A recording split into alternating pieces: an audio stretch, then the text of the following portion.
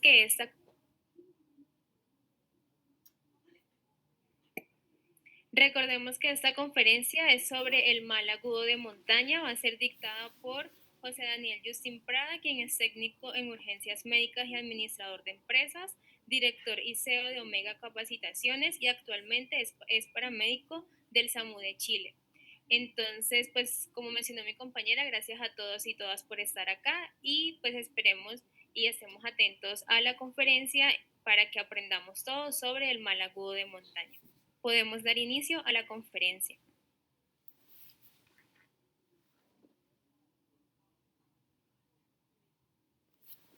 ¿Me están escuchando ahí? Sí. Bueno, muchas gracias. Muy buenas tardes a todos los participantes, a todos los estudiantes de la tecnología en atención prehospitalaria.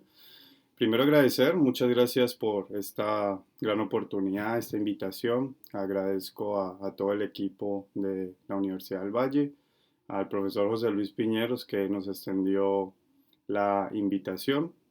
Y aprovecho para saludar a todos los que fueron mis compañeros y amigos también en todo el proceso de la universidad, a Alejandra Tamayo, Omar Vivas, la doctora Granados y entre otros compañeros de todo el ciclo de tecnología en atención prehospitalaria de la Universidad del Valle.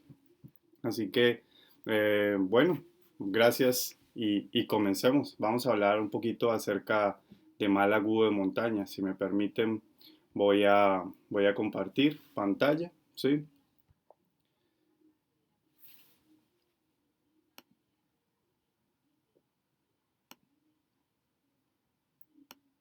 ¿Me pueden informar si vemos ya la pantalla?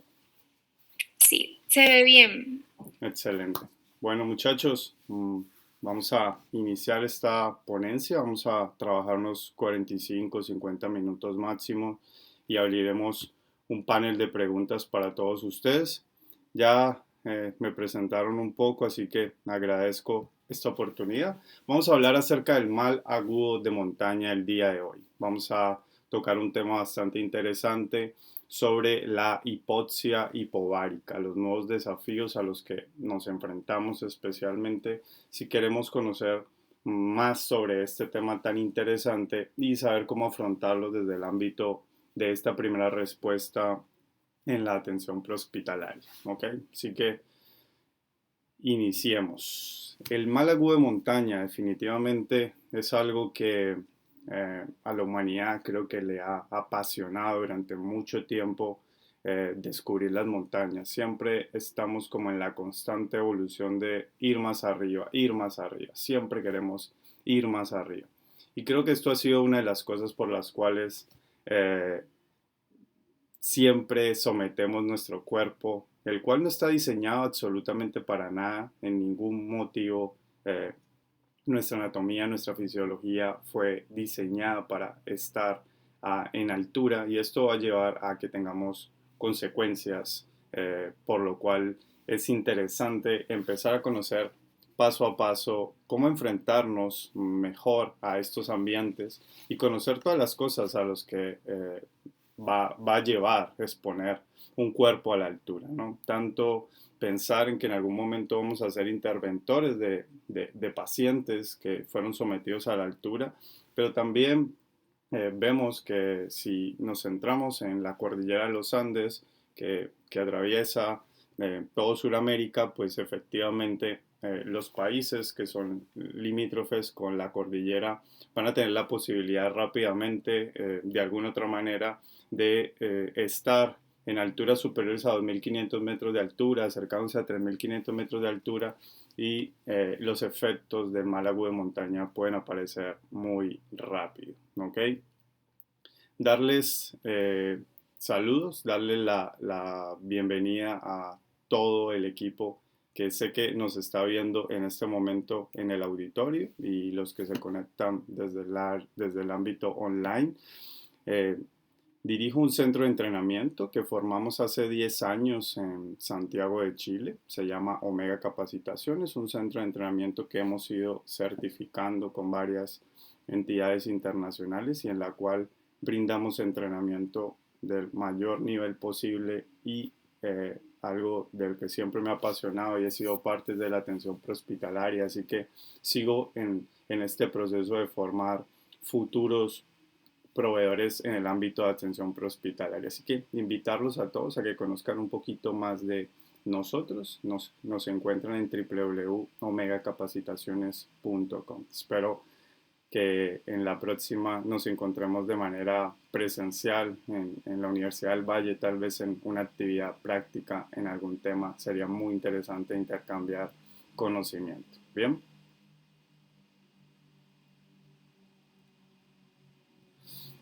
Ya me presentaron, mi nombre es José Daniel Yuste, yo soy técnico en emergencias médicas hace ya 23 años, inicié en Cali, Colombia, emigré a Santiago de Chile hace ya unos 13 años, pertenezco al SAMU de la región metropolitana, soy paramédico de intervención en el servicio de emergencias del gobierno de Chile, que es el 131, y también pues dirijo el centro de entrenamiento. Instructor en las modalidades de entrenamiento muy conocidas por ustedes, pero el día de hoy un facilitador que espero les guste que compartamos conocimiento. Vamos a establecer algunos objetivos para trabajar el día de hoy y vamos a comprender la aclimatación a la altura y las estrategias para minimizar realmente las enfermedades a las cuales vamos a someter el cuerpo. Vamos a demostrar que el ascenso gradual es la clave para prevenir el mal agudo de montaña. No va a haber otra estrategia mejor que el ascenso gradual. Vamos a reconocer el mal agudo de montaña, el edema cerebral de altura y el edema pulmonar, patologías que son muy malas que sucedan en un paciente. Vamos a tratar los diferentes males de altura, bien, y determinar cuál es impredecible, cuándo es impredecible el descenso en la atención de los pacientes. Bien, vamos a identificar los medicamentos que normalmente se usan para el manejo de mal agudo de montaña e intervenir algunas patologías como el edema agudo de pulmón y el edema cerebral. Pues incluiremos hablar un poquito de la famosa acetazolamina, muy conocida en el ámbito de las personas que les gusta la montaña, el nifedipino y la dexametasona. ¿Y qué sabemos al día de hoy sobre ella? Bien. Pues tengo para contarles que definitivamente el cuerpo no está adaptado para estar en la altura, ¿sí? Cuando empezamos a subir y nos sometemos a más de 2.500 metros de altura, siempre les digo acercándose a los 3.500, pues hay una disminución de oxígeno, ¿sí? En la parte cerebral, lo cual va a ser la mayor causante de dolores de cabeza o cefalea en nuestros pacientes y empezamos a tener disminución de la función cerebral y esto va a generar confusión en las personas que se sometan, ¿verdad? A esta altura. La intensidad de los rayos UV puede quemar la piel expuesta, es por eso que vemos que estos grandes alpinistas gastan muchísimo dinero en ropa muy especial, no es simplemente ir con una polera, con una camiseta a la altura, ¿verdad? La cual simplemente no está diseñada para repeler los rayos ultravioleta que van a ir aumentando cada vez que estemos en altura. Y esto puede causar la famosa ceguera de la nieve. Vemos cómo ahí, sí, nos invitan tal vez, en mi experiencia en Colombia, tal vez ir al Nevado del Ruiz, al Santa Isabel, y las personas creen que invertir muchísimo dinero, tal vez para Colombia invertir 300.000 pesos en unos lentes súper caros, ¿verdad? Les parece como un juego, pero es que no puedes comprar unos lentes de 1.000 pesos, ¿sí? Para enfrentarte a lo que puede generar los rayos ultravioleta en la altura que se incrementan y generan la enfermedad de la ceguera de las nieves. Bien, empezamos como tal a tener una disminución de oxígeno, ¿sí? Esto es detectado por los receptores que tenemos en todo nuestro cuello, en las arterias carotídeas, los cuales van a empezar a mandar señales compensatorias en todo nuestro cuerpo, incrementando los patrones ventilatorios en la altura, ¿bien? Y esto fisiológicamente va a llevar a los pacientes a alcalosis respiratoria. Bueno, y pues no es bueno la alcalosis respiratoria para ningún tipo de pacientes. En altura la frecuencia ventilatoria la podemos disparar unas 5 veces. Imagínense una persona que normalmente esté respirando, ¿sí?, a 900 metros de altura sobre el nivel del mar y de una u otra manera esté respirando 40 veces, ¿sí?, por minuto, 50 veces por minuto, porque la capacidad, ¿sí?, de soportar esa alcalosis respiratoria como método de compensación va a ser un gatillador en los pacientes, ¿no? La liberación de catecolaminas aumenta el gasto cardíaco y la presión arterial en los pacientes que se someten a la altura. La altitud puede causar náuseas, pérdida del apetito y mala digestión. Entonces vemos cómo el peristaltismo disminuye, ¿verdad? La motilidad disminuye, la gente no quiere comer en la altura, ¿verdad? Y esto va a llevar a grandes problemas gastrointestinales en el paciente, aparte de problemas hasta nutricionales como tal, cuando nos exponemos varios días a ella, ¿no? El frío extremo puede causar hipotermia y congelación. La ropa de montaña puede ayudar a mantener la temperatura de alguna otra manera, por eso es que hablamos de ropa tan especial, pero las partes que siempre están expuestas como las manos, el rostro, ¿sí?, puede de una u otra manera sufrir congelación en la altura. El esfuerzo físico excesivo y los cambios metabólicos en los pacientes también los llevan a deshidratación, desnutrición y pérdida del tono muscular en la altura. Entonces, siempre que vamos a estos lugares, sometemos el cuerpo a un esfuerzo físico muy alto, ¿sí?, en corto tiempo a mayor altura. Y eso lleva definitivamente a que empecemos a pensar algo que siempre me puso a pensar cuando me empezó a gustar la montaña, y es que no somos seres de altura. Hay que aterrizar la mente y nuestros pasos. Y siempre aprendí esa frase porque entendí que no estamos diseñados para la altura y no hay que ir a la altura. Pero si nos gusta ir, ¿sí?, hay que hacerlo de una manera poco más responsable, de alguna otra manera. ¿Qué pasa cuando las personas creen que duermen en la altura o creen que logran un sueño reparador? Pues quiero contarles que el sueño, ¿sí?, es totalmente disfuncional en la altura, no es un sueño reparador, ¿ya? Normalmente hay respiraciones periódicas, te despiertas frecuentemente, ¿ya? Hay sueños desagradables y una alta sensación, ¿sí?, de falta de alivio en las mañanas, lo cual hace que todos los días no sean reparadores para las personas que duermen en altura. Bueno, los efectos de la altitud pueden conducir a la acumulación de líquido tanto en los pulmones como en el cerebro en los pacientes, ¿bien? Y esto es lo que lleva rápidamente al edema de pulmón y edema cerebral.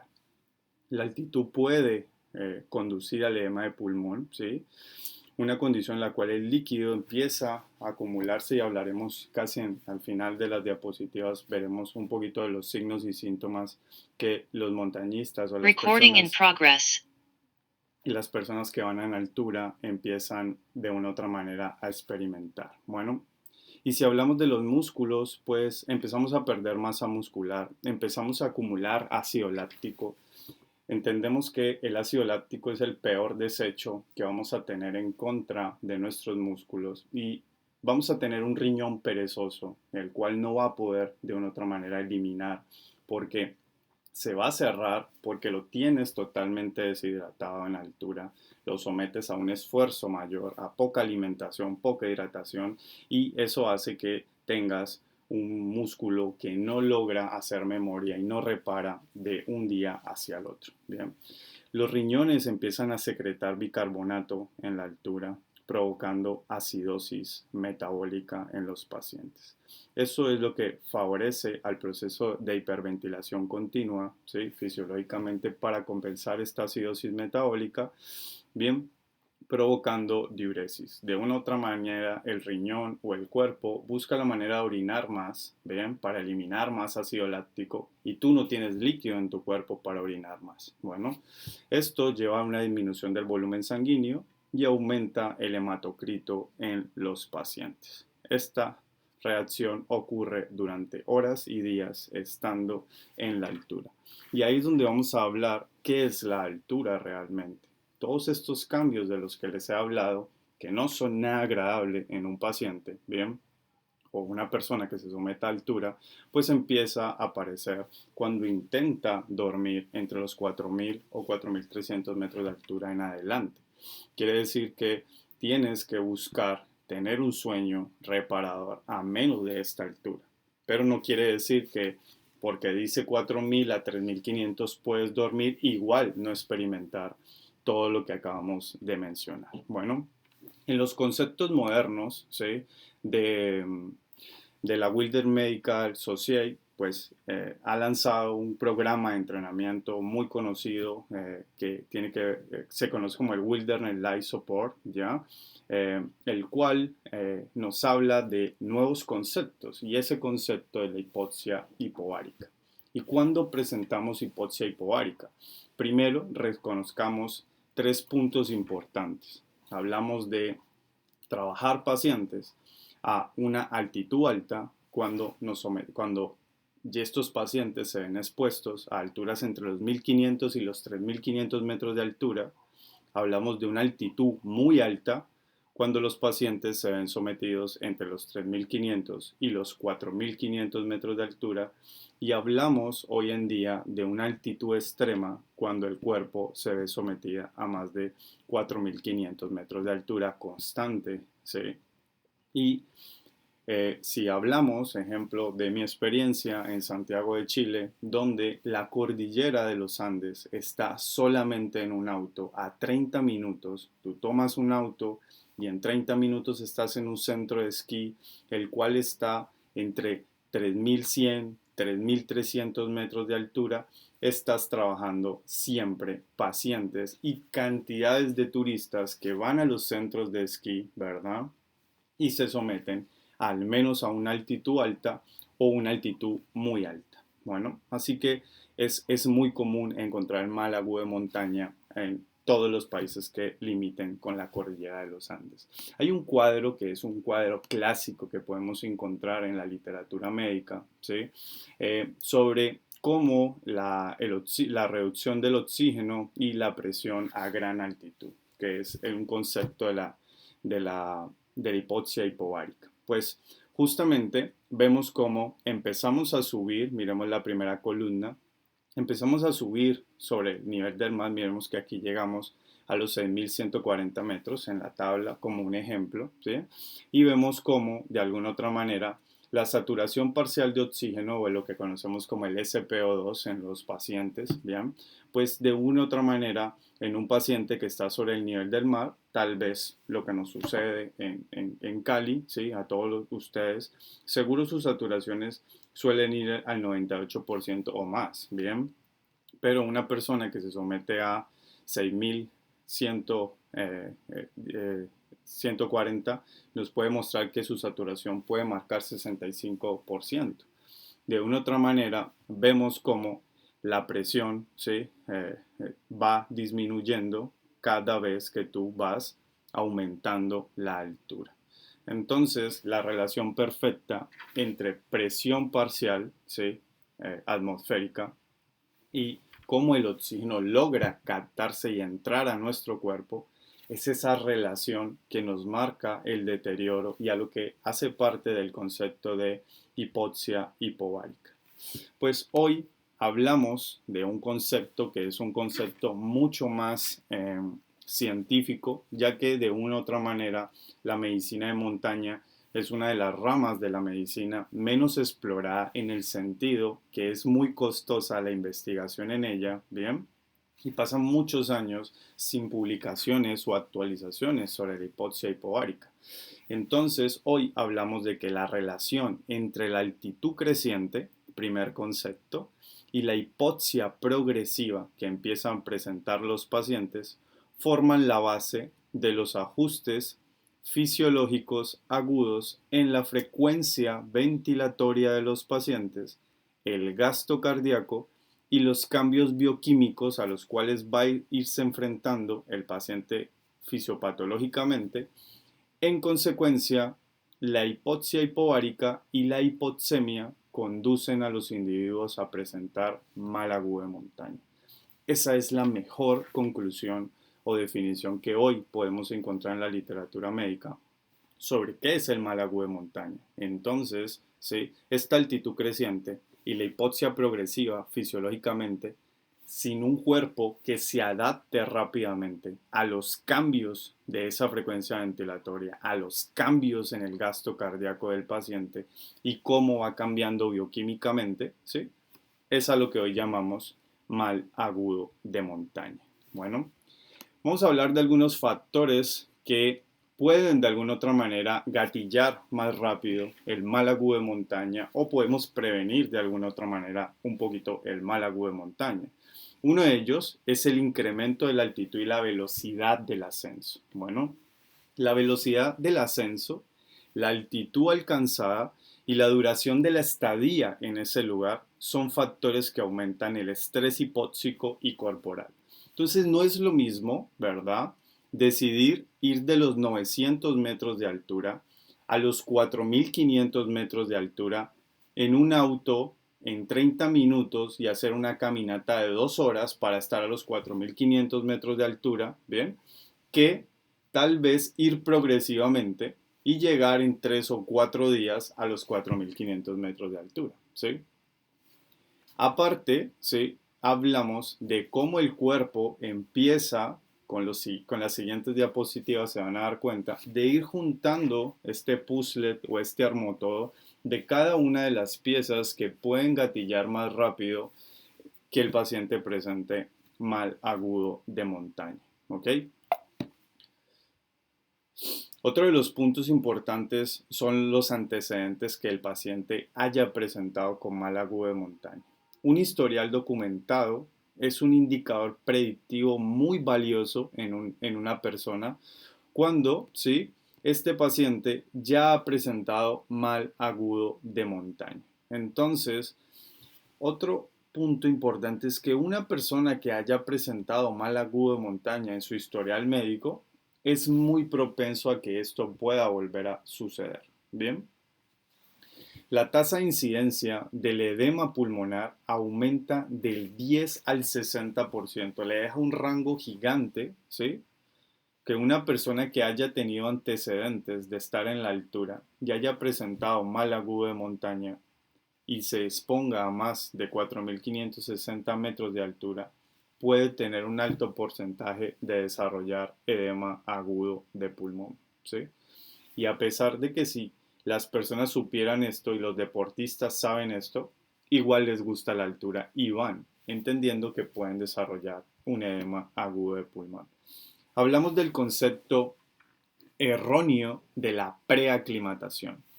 Yo recuerdo desde hace muchos años que cuando estudiante íbamos al Nevado del Ruiz y nos decían, vamos a hacer preaclimatación, pero subíamos al Nevado del Ruiz en un solo día, ¿sí? Y volvíamos a bajar porque no nos da tiempo para más, ¿sí? Como quien dice, el paseo o la aventura es muy costoso si nos quedamos una semana en el Nevado del Ruiz y así. Y a eso le llamaban preaclimatación. Eso está erróneamente diseñado, ¿sí? Porque residir de manera permanente por arriba de los 900 metros de altura provee alguna preaclimatación asociada con una mejor respuesta a la gravedad del mal agudo de montaña. Sin embargo, esta protección es limitada cuando la velocidad de ascenso es rápida y se alcanza una altitud extrema.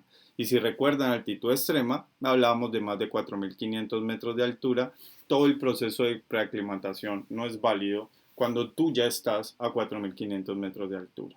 Bueno, entonces es por eso que podemos ver una gran expedición, tal vez a los Himalayas, donde las personas van a estos lugares y duermen, ¿sí? A 5.000 metros de altura en la base de una montaña durante 30 días. Ellos sí hacen un proceso adecuado de preaclimatación y llevan un descenso controlado hasta poder llegar a los 5.000 metros de altura, ¿sí? La edad y el género. La incidencia es mayor en individuos ¿sí? Que son menores como tal, ¿ya? ¿Por qué? Porque los jóvenes, pues, son más propensos a tener más energía, querer subir rápido a la altura, querer creer que pueden cargar mayor peso, ¿verdad? Estas mochilas gigantes que cargamos en nuestros entrenamientos y decimos, no importa, yo puedo. Pues efectivamente, si fatigas más tu cuerpo, porque eres más joven, eres más propenso a desarrollar mal agudo de montaña. Los centros de esquí sacan estadísticas en el mundo en que la edad joven, promedio, ejemplo, 24 años de edad, un joven hace que estos sean más propensos a desarrollar mal agudo de montaña. En cambio, los mayores, pues, son más pausados, son más precavidos y esto hace de alguna otra manera que no generen eh, tanta sintomatología de mal agudo de montaña. Es más, ya ni van a la altura. Yo siempre lo analizo desde ese punto de vista. Bien,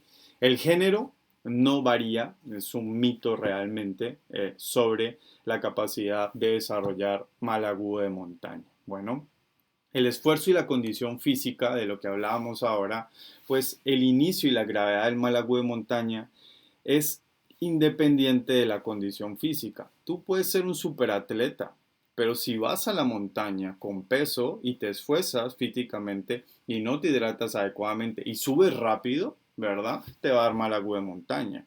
Entonces, someterse a un esfuerzo excesivo y esto suele pasar con cargar peso. No sé si ustedes alguna vez han visto altos deportistas de rendimiento que van y visitan los Himalayas, ellos no cargan peso, ellos solo caminan en la montaña. Quien carga el peso tal vez es un Jack o un Sherpa, pero ellos no cargan el peso. Si ellos cargaran esas altas mochilas y todo el equipamiento que necesitan para estar 30 días allá, pues efectivamente se van a agotar, ¿bien?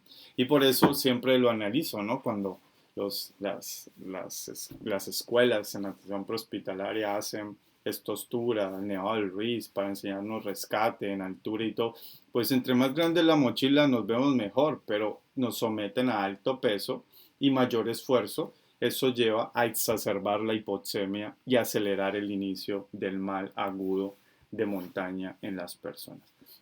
Los medicamentos y los tóxicos entran aquí muy importante, ¿sí? Porque se debe evitar cualquier sustancia que deprima la ventilación en un paciente y altere el patrón de sueño.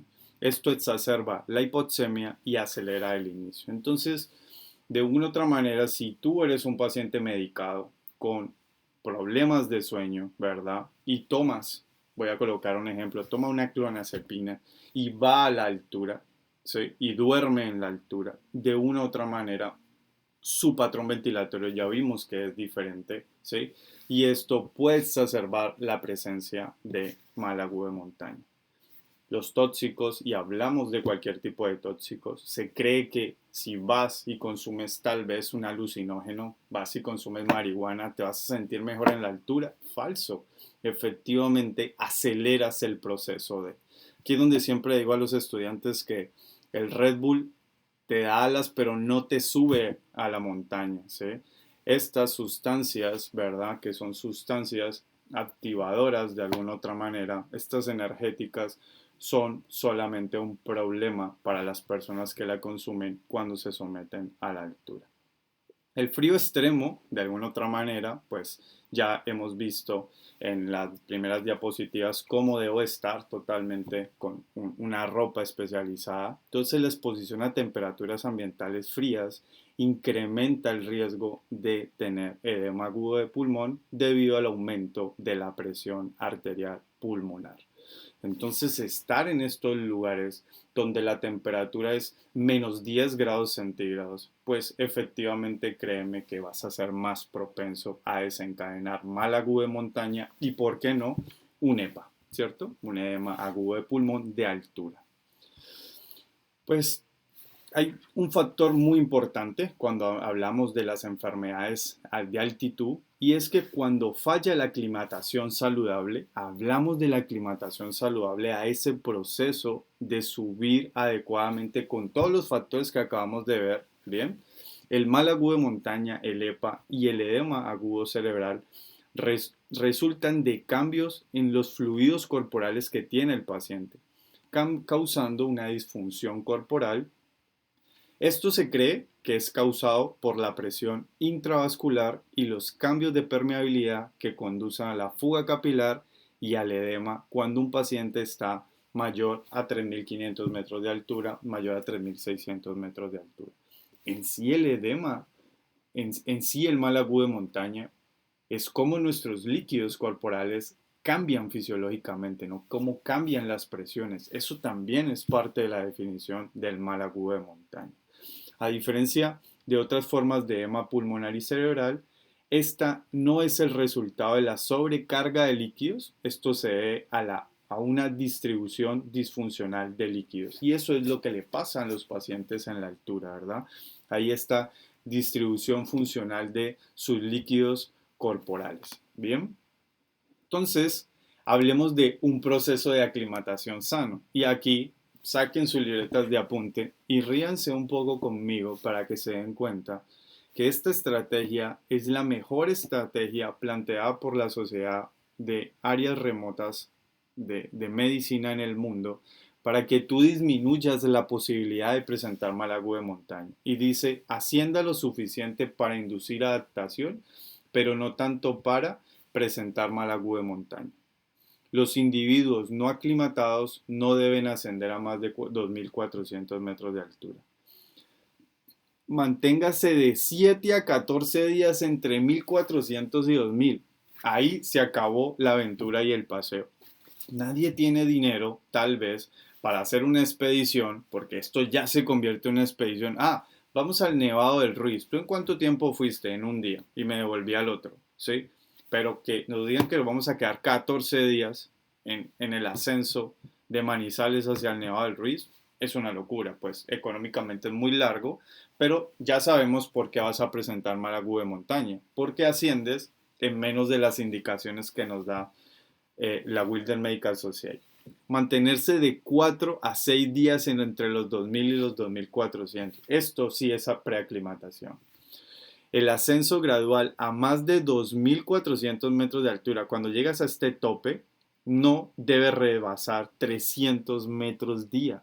300 metros día. Entonces, ¿en cuánto vamos a avanzar 1.000 metros? ¿En 3 días? Es una locura.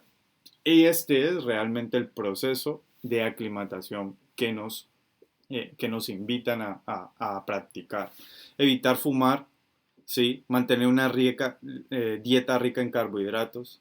Evite el alcohol, las píldoras para dormir, los sedantes, mantener la buena hidratación, y ahora hablamos de cuál es la buena hidratación. Y el entrenamiento físico no es un preventivo de mal agudo de montaña. Por muy buen deportista que tú seas, te puede dar mal agudo de montaña. Actualmente, o hace muchísimo tiempo, ¿verdad? Existe una escala, y es como la única escala que existe en el mundo sobre la clasificación del mal agudo de montaña. Esta clasificación se llama la puntuación o la tabla de score de Ley-Lewis, donde ellos, a través de una puntuación, evaluando la presencia de cefalea en los pacientes, la presencia de sintomatología gastrointestinal, la presencia de fatiga o debilidad en los pacientes, vértigo o mareos y alteraciones del sueño, buscan generar una clasificación de puntos, ¿bien? Para determinar cosas como si el mal agudo de montaña es leve, sacaste de 1 a 4 puntos en la escala de Ley-Lewis. Moderado, cuando sacas de 4 a 6 puntos, y grave cuando sacas más de 6 puntos. Esta escala le permite a ellos definir que en el mal agudo de montaña de 1 a 4 puntos pueden quedarse, estabilizar y no bajar al paciente, ¿ok? Es decir, que el paciente reponga la hidratación, el sueño, no seguir ascendiendo, reponer la fatiga, ¿bien? Pero si el paciente presenta mal agudo de montaña moderado, debe descender de manera inmediata. ¿Ok? Los descensos aproximadamente de solo 900 metros de altura cambian la sintomatología del paciente. Literalmente revierten la gravedad de sus síntomas. Esto hace que el mejor tratamiento para el mal agudo de montaña moderado o hasta el leve y el grave sea el descenso de los pacientes de manera inmediata. Cuando queremos hablar de una de las primeras patologías que aparece, hablamos del edema cerebral de altura. Pues el edema cerebral de altura como tal es un síndrome neurológico muy grave en los pacientes que suele presentarse cuando los pacientes están a más de 3.000 metros de altura con una aparición, una estancia entre un día a 5 días de estar en la altura mayor a 3.600 metros de altura. En estándar suele aparecer estando 3 días en ella, ¿ok? La sintomatología suele aparecer en horas estando en la altura, ¿bien? Suele pasar por el aumento del flujo sanguíneo cerebral, ¿bien? Como una medida de compensación de llevar a más patrón de oxigenación, de más perfusión al tejido cerebral. Y esto, ¿sí? De una u otra manera genera una vasodilatación inducida por hipoxia y lleva a los pacientes a imposibilidad de compensar el aumento de la presión intracraneana. Eso es algo lo que sucede fisiológicamente en los pacientes que se enfrentan a un edema cerebral. Bueno, ¿qué vamos a evaluar en la fase prehospitalaria o el primer contacto de un paciente? Definitivamente la toma de signos vitales es fundamental en el proceso de evaluación. Hablar un poquito de los antecedentes del paciente, ya vimos por qué. La auscultación de los ruidos pulmonares es fundamental en el edema cerebral porque muchos pacientes que tienen un edema cerebral tienen principios de edema pulmonar sin notarlo, ¿ok? Hablar sobre su historial médico, identificar, ¿sí? 3 cosas importantes en el paciente y las tengo por colores. Acá encontramos la aparición de cefalea grave, especialmente en forma de banda en la cabeza, constante pulsátil, no se logra el alivio con fármacos tradicionales o con reposo. Ahora tocamos el tema de los fármacos. La ataxia, ¿sí? Que es la falta de coordinación, especialmente en la marcha, puede aparecer en el edema cerebral cuando vemos a nuestros compañeros caminar y tropezarse con las piedras, ¿bien? Y llegar a un punto donde la motricidad fina se puede perder. Ejemplo, no tienes la capacidad para abrocharte o amarrarte tus cordones de los zapatos o simplemente tomar el cierre de tu chaqueta y cerrarla por tus propios medios, ¿ok? Se pierde la motricidad fina. Es un paciente que se pone apático, el que era el risueño, se pone triste, ¿verdad? Y inversamente, suelen tener alucinaciones, presencia de vómito en los pacientes por aumento de la presión intracraneana y lo peor que le puede pasar es llegar a la inconsciencia y la muerte por edema cerebral cuando estos pacientes primero no son detectados rápidamente y no son evacuados de la altura. Cuando hablamos del edema de pulmón en altura, otra de las cosas letales que van a pasar pues se debe a la hipertensión pulmonar a la cual sometemos a esa estructura anatómica por elevación de la presión capilar y suele aparecer de 1 a 3 días. En muchos casos, la secuencia de aparición es primero un edema pulmonar y después un edema cerebral, aunque no es igual en todos los casos. Muchos pacientes suelen presentar primero un edema cerebral, descienden y nunca se dieron cuenta porque no aparecieron síntomas tan graves como para generar ataxia, apatía y otros puntos importantes que ya mencionamos. El 50% de los casos que tienen un edema agudo de pulmón primero presentaron sintomatologías de mal agudo de montaña y no fueron advertidas a tiempo. 14% de los casos que presentan edema de pulmón suelen después presentar edema cerebral. Bien, ¿por qué la aparición? Pues definitivamente su gran causa, la exposición al frío, el esfuerzo vigoroso y la ascensión continuada son los mayores desencadenantes de llevar al paciente del mal agudo de montaña al edema agudo de pulmón. Bien.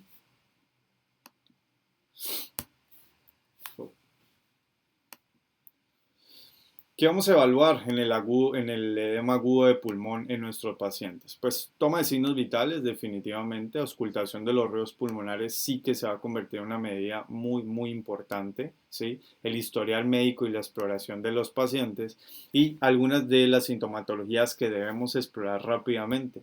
Disnea en reposo, estos pacientes a pesar que llevan una marcha o una caminata y se sientan y han pasado 20 minutos y siguen con la disnea, ¿verdad? Cambios en el patrón ventilatorio, donde su patrón ventilatorio suele mantenerse mayor a 20 frecuencia en frecuencia ventilatoria. Esto no es normal en los pacientes, ¿verdad? Pueden presentar tos, debilidad, rigidez torácica como tal, y hablamos de rigidez torácica a la incapacidad de lograr la inspiración en el paciente. Permíteme,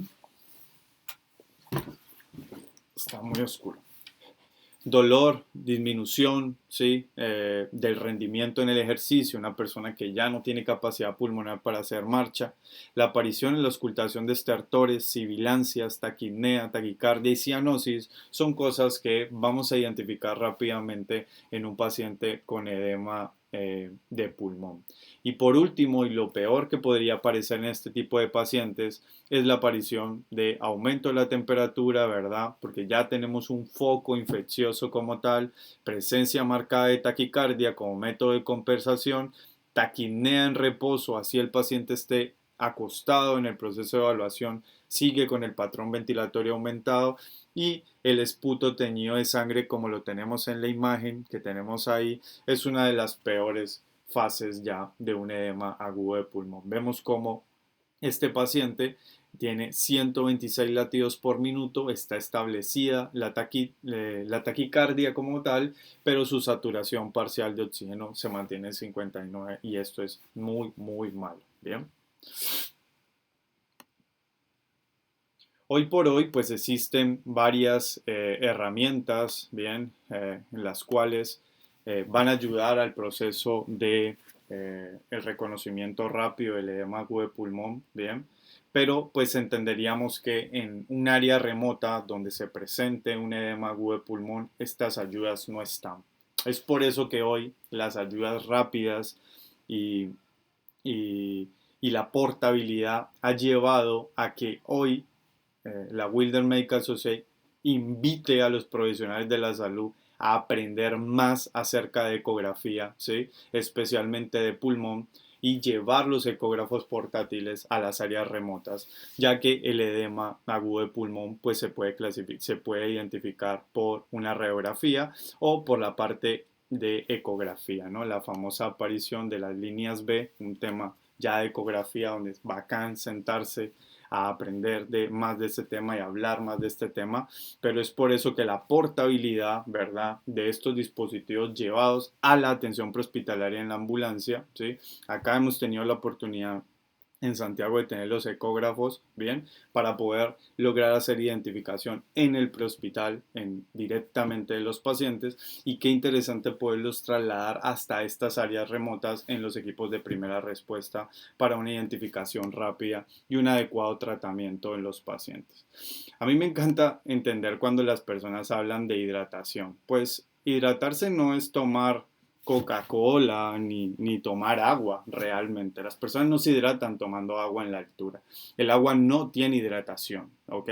Y van a decir, y Daniel, ¿por qué dice que el agua no tiene hidratación? Porque el agua no tiene los suficientes componentes para poder lograr todo lo que el cuerpo necesita en un proceso largo en la altura. Y tú no tienes en la altura cómo medir la hidratación. Hay unas campañas sobre el color de la orina como una herramienta rápida y visible de cómo podemos nosotros mismos cuidar el proceso de hidratación. Nos habla de que cuando está muy oscura, urgentemente tienes que empezar a beber cantidades al menos de 1 litro de agua, ¿sí?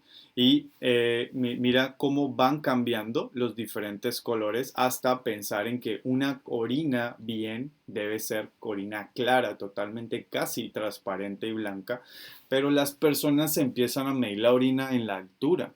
Esto se hace 72 horas previo a decidir ir a la altura. Quiere decir que tú empezaste tu proceso de hidratación 3 días antes. y bebiste esa agua y bebiste agua y te preparaste para ir a la altura. Pero recuerden que el riñón ya no está funcionando bien y si tú quieres hidratarte en la altura, pues ya fisiológicamente estás afectado. Las sales de hidratación oral son una estrategia excelente porque contiene no solamente el agua, ¿verdad? Contiene más elementos interesantes para el proceso de hidratación, ¿verdad? Más electrolitos y es 200 ml cada 30 minutos, ¿sí? Al menos las primeras 4 a 6 horas cuando identificáramos que un paciente tiene signos de deshidratación. Es una estrategia que podemos trabajar muy bien. Cuando nos metemos con uno de los tratamientos más importantes que es el oxígeno suplementario en altura, aquí sí me produce un poco de risa entender cuando las personas dicen, ¿y usted por qué no le colocó oxígeno en altura? Bueno, quiero partir por lo siguiente para que lo entendamos. Miren, ¿sí? La expedición británica del Everest en 1953, cuando llevaba unas cantidades absurdas de oxígeno, eso eran los equipos del momento muy, muy pesados, 35 libras en la espalda, versus una expedición de National Geographic, ¿sí? 59 años después, que es la segunda, en donde ya pesaban 7 libras, ¿verdad? Casi 8 libras en la espalda, oxígeno, para esa persona, ¿bien? Porque eran personas que se someten a más de 7.000 metros de altura, entre los 7.000 y los 8.000, ¿verdad? La famosa área o zona de la muerte. Pero hoy por hoy, miren un equipo portátil de un alpinista de alta montaña. Pero cuando queremos llevar oxígeno para un paciente, ¿sí? Nos tenemos que entender que el oxígeno es escaso, es un elemento que sí es el tratamiento, pero rápidamente se nos va a agotar. ¿Y qué vas a hacer tú cuando no lo tienes? Pues el tratamiento técnicamente es de generar de 2 a 4 litros por minuto por una punta nasal o cano nasal en el paciente, bien, manteniendo al menos una saturometría mayor a 90% en el SPO2, mantener el reposo, el esfuerzo mínimo, semisentado y manejar la temperatura del paciente porque esto va a ayudar muchísimo en el manejo adecuado de cómo el patrón ventilatorio va a trabajar con temperatura, ¿ok? Pero miren esta tabla, solamente la pongo de referencia y vamos a colocar un ejemplo. Imaginen que ustedes no van a tener la capacidad de subir esto por allá a la altura, escasamente tienen para subir esto por peso, hablo de peso mayor esfuerzo, ¿ok? Y un equipo de rescate sube esto y dice, ok, vamos a colocarle a un paciente 2 litros por minuto. Este cilindro se acaba en 2 horas. Pero el equipo de rescate de apoyo llega en 6 o 8, se acaba el oxígeno. Entonces se van a dar cuenta que el oxígeno es un elemento escaso en la altura, con una disponibilidad que es difícil de adquirir. Entonces suena bien cuando tú dices le pongo oxígeno, pero en cuanto se me acaba un cilindro de oxígeno, eh, eh, dependiendo el peso del equipo que yo suba a la altura. Bueno, entonces siempre tenerlo como referencia. Aquí seguro una de las diapositivas más esperadas para que debatamos y hablemos un poquito sobre farmacología. Uno de los medicamentos más usados y mal usados en medicina de alta montaña es la acetazolamina. Acá en Chile los atletas o las personas lo recomiendan mucho y lo usan, ¿sí? A destajo, y está muy mal usado porque la acetazolamina como tal es un diurético y de una u otra manera, ¿sí? Las personas creen que cuando les da mal agudo de montaña, estando en la montaña, toman acetazolamina. Esto es un medicamento que se toma antes de y durante. Entonces, justamente la acetazolamina pues inhibe la anhidrasa carbónica, es la diuresis, ¿verdad? Y debe de alguna otra manera tener uno cuidado cuando encontramos un paciente alérgico a las sulfas. Pues en el proceso de administración de 125 a 250 miligramos cada 12 horas, 2 veces al día, un día previo y continuar 2 días en altitud. Entonces cuando las personas dicen me lo tomo un día previo, es porque yo 3 días hidratándome. Entonces si esto es un diurético, pues me va a botar agua y me va a preparar para. Pero cuando yo no tengo agua en el cuerpo y tengo un riñón afectado y ya vimos que tengo un trastorno químico en el paciente, estando en altura y le metemos acetazolamina, pues no va a ser la mejor respuesta. La dexametasona. Pues la dexametasona, de una u otra manera, es uno de los más usados también, especialmente cuando hablamos de mal agudo de pulmón, ¿sí? En los pacientes, en altura. Y pues la dosis sería de 2 a 4 miligramos, sea vía oral o intramuscular, de 6 a 12 horas y continuar 2 días si vas a estar en la altitud. Recuerden que mi mayor recomendación con la farmacología es siempre tener un apoyo médico, tener un protocolo médico que sea claro con los efectos de los medicamentos, que tengas una directriz médica y lo mejor de esto es que los medicamentos no se administran para quedarse en la altura, se administran para salir de la altura. ¿Ok? La aspirina, créanlo o no, tiene buenas publicaciones sobre cómo quita el mal de agudo de montaña leve, especialmente cuando se toma de 300 a 500 miligramos, que no es la dosis de antiagregante plaquetario, sino que es la dosis analgésica de la aspirina, cada 4 horas, ¿bien? Y esto puede disminuir la incidencia de la aparición, especialmente cefalea en el mal agudo de montaña, entre un 7 y un 50%. Es muy grande la posibilidad, ¿bien? Otro de los elementos del cual han sacado publicaciones es el uso de ibuprofeno. Sabemos que hay más probabilidad de que una persona sea eh, alérgica al ibuprofeno, pero es un muy buen antiinflamatorio en los pacientes con 600 miligramos cada 8 horas, en inicio de 6 a 12 horas, antes del ascenso, antes de ya sobrepasar los 3.800 metros de altura, es una muy buena estrategia para disminuir el mal agudo de montaña al paciente si los efectos efectivamente han aparecido. El nifedipino, pues otra de las opciones, un bloqueador de canales de calcio, pues 30 miligramos cada 12 horas profiláctico con antecedentes de que haya tenido un edema agudo de pulmón. Ya sabemos que aumenta la presión intrapulmonar, aumenta la permeabilidad capilar y de una u otra manera el nifedipino disminuye esta presión, ¿sí? Son estrategias farmacológicas. Podemos encontrar muchas.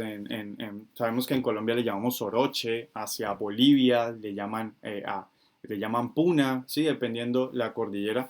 Y algunos países a los que he tenido la oportunidad de visitar le dan a los turistas cosas como sorochipil o apunacap. Y son pastas, son cápsulas, fármacos que tienen alto contenido de cafeína, ¿verdad? Aumenta la presión arterial en los pacientes. Son pacientes que, ejemplo, en el altiplano de Bolivia suelen ir casi a los 6.000 metros de altura en un auto, ¿verdad? Porque el lugar se presta para eso, llevar a los turistas en bus, en auto, a 6.000 metros de altura en un par de minutos a horas, ¿verdad? Y esto hace que un paciente que tal vez sea hipertenso de alguna otra manera, tengamos emergencias hipertensivas a 6.000 metros de altura con afección a órgano blanco y efectivamente esto será todo un reto y un problema.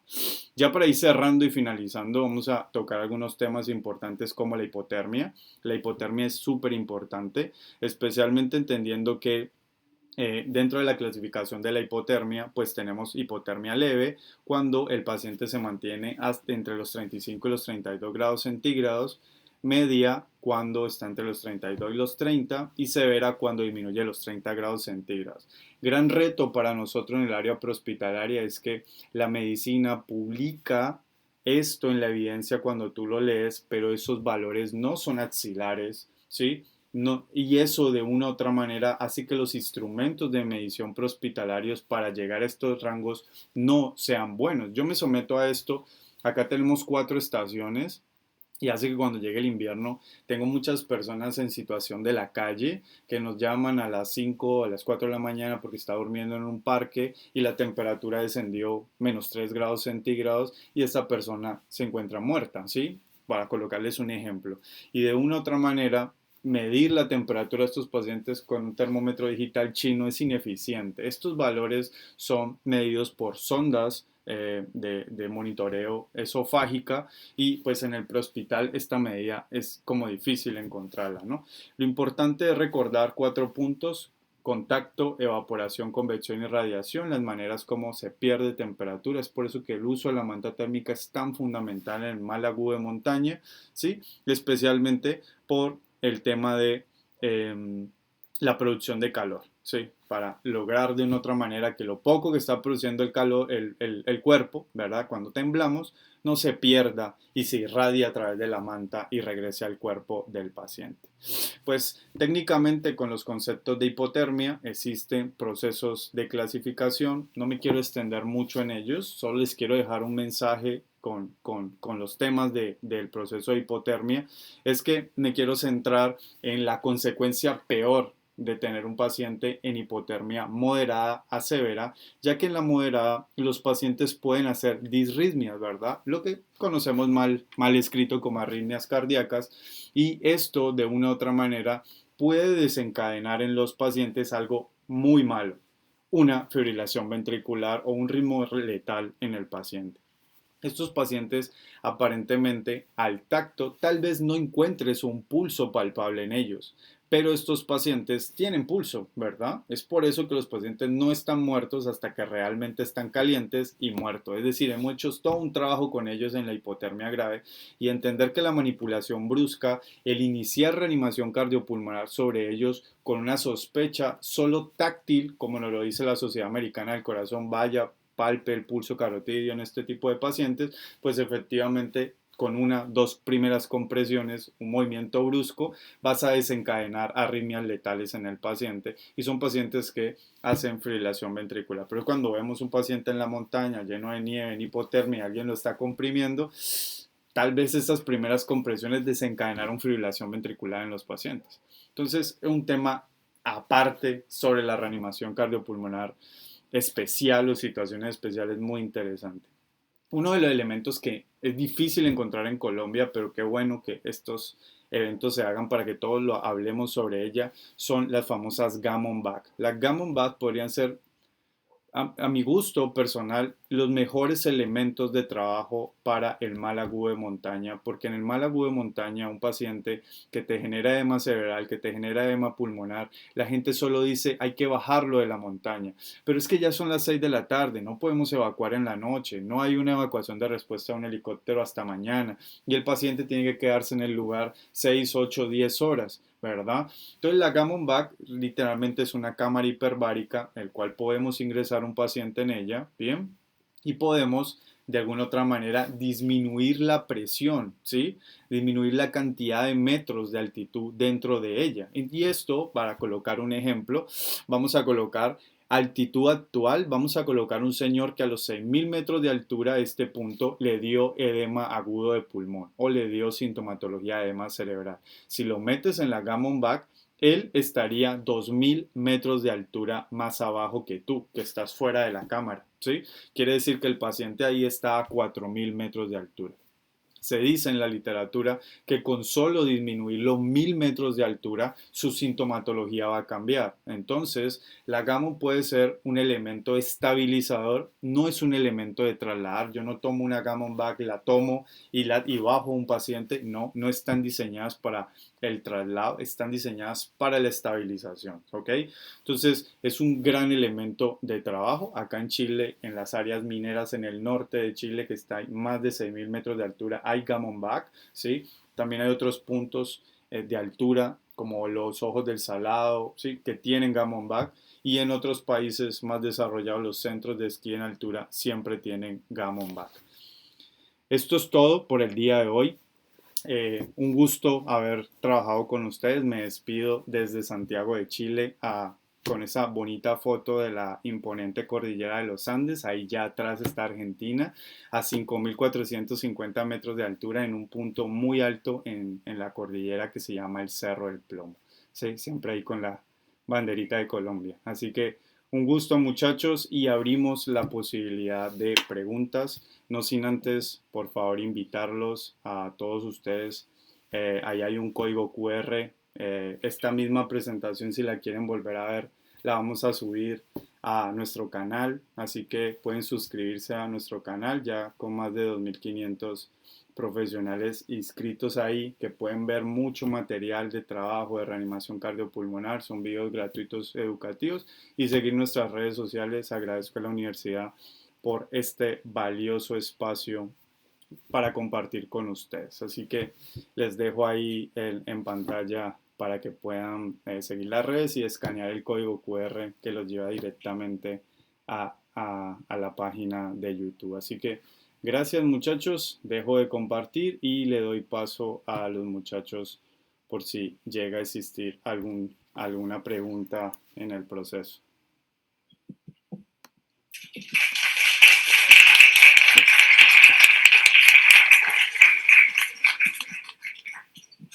De pronto alguna de las personas que está en el auditorio tiene alguna pregunta.